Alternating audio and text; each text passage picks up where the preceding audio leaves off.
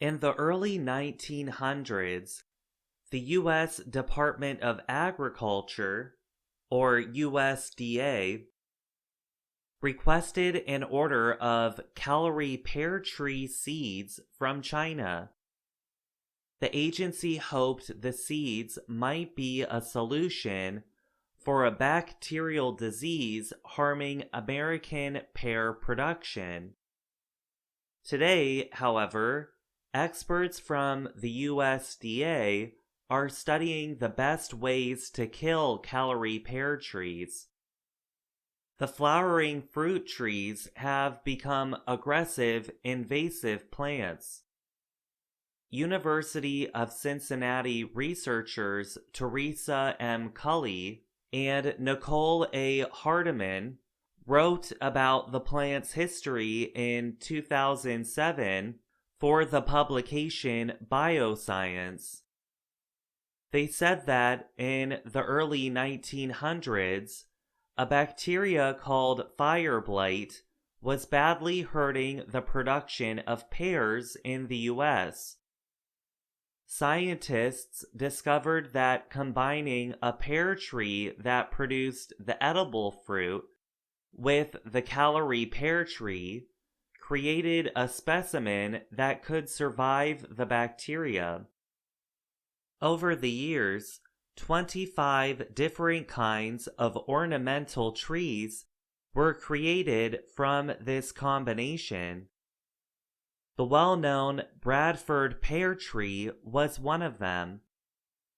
All of them were able to survive difficult conditions and were planted across the United States. In 1971, the U.S. Department of Agriculture even created a small publication about their care. The agency described them as trees that flower several times during the year and do well in many climates and soils. That ability to survive easily is part of what makes the trees invasive. Seeds from the inedible fruit that the trees produce can spread easily. In addition, the roots can produce above-ground growth. If the growth is not cut down often to stop it from flowering, it can create a fertile seed with the rest of the tree. It is possible for a wild population to come from a single tree that someone plants on their property, said Cully, one of the University of Cincinnati researchers. Calorie pear trees are the third most common kind of tree planted along New York City streets, said City Parks Department spokesman Dan Castanis. But the city is no longer planting them, Castanis said. Cities in Virginia, South Carolina, Ohio, and Indiana have also banned or are banning the sale of all kinds of calorie pear trees. Some states, including Missouri and Alabama, are asking homeowners and landowners to stop planting them or to cut existing ones down and use chemicals on what remains. Other states, including North Carolina, are offering free native trees to landowners who show photographic evidence that they have cut down calorie pears on their property.